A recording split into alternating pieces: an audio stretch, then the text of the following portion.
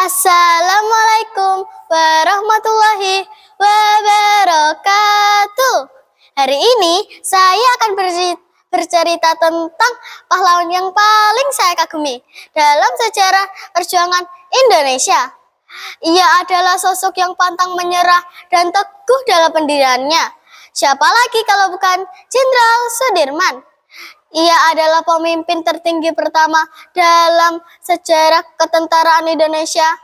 Pada tahun 1948, Belanda akan kembali menyerang ibu kota Republik Indonesia, yaitu Yogyakarta. Jenderal Sudirman menemui Presiden Soekarno dan mengajaknya bergerilya di hutan. Presiden Soekarno menolak ajakan Jenderal Sudirman dengan mengatakan, "Dimas, saya ini presiden. Tempat saya di sini. Tugas saya melakukan diplomasi.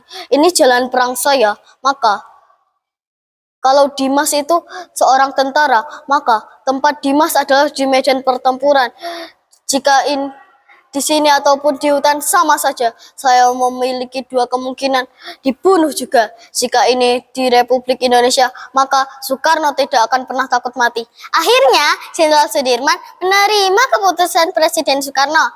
Namun, Presiden Soekarno kembali menyarankan agar Jenderal Sudirman beristirahat saja di rumah karena mengingat penyakit yang ia derita.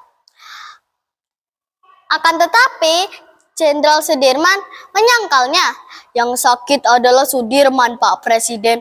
Tapi Panglima Besar tidak akan pernah gentar, tidak akan pernah sakit, dan tidak akan pernah gentar untuk mempertahankan kemerdekaan Republik ini. Walau peluh bertumpah, walau jasad bersimpah darah, semangat Sudirman tidak akan pernah pudar. 7 bulan lamanya, Jenderal Sudirman bergerilya di hutan. Pada awalnya, pasukan Jenderal Sudirman selalu diikuti oleh Belanda. Namun, mereka berhasil menghindar dan mendirikan markas besar di Sobo. Dari markas besar itulah mereka berhasil melakukan serangan.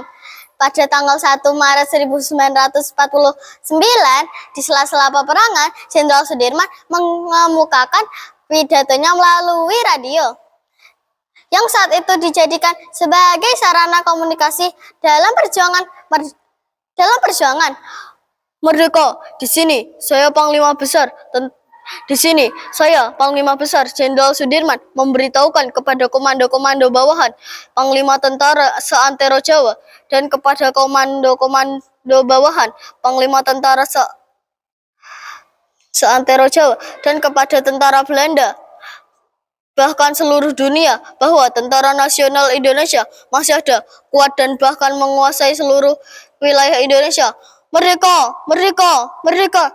Setelah peperangan itu terjadilah perjanjian Romroyen dan gencatan senjata. Kemudian Presiden Soekarno meminta agar Jenderal Sudirman kembali pulang ke Jogja karena mengingat penyakit paru-paru yang ia derita. "Saya tahu bahwa ragaku sedang sakit, namun jiwaku tidak akan pernah sakit.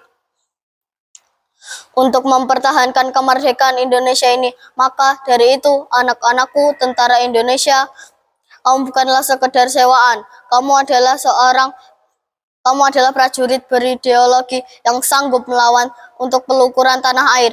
Percaya dan yakinlah kamu, kemerdekaan Indonesia, suatu negara yang didirikan di atas ribuan jiwa, harta, benda, rakyat bangsanya tidak akan pernah bisa dilenyapkan oleh siapapun itu juga. Bangsanya tidak akan pernah." Saya, Jenderal Sudirman, menitipkan perjuangan ini, kemerdekaan Indonesia, kepada anak-anakku, kepada rakyat-rakyatku, rakyat Indonesia. Jadi, teman-teman, pesan dari yang saya bawakan adalah bela negara. Kita harus siap dalam mengorbankan jiwa sebagai bentuk kecintaan kita terhadap bangsa Indonesia. Wassalamualaikum warahmatullahi wabarakatuh.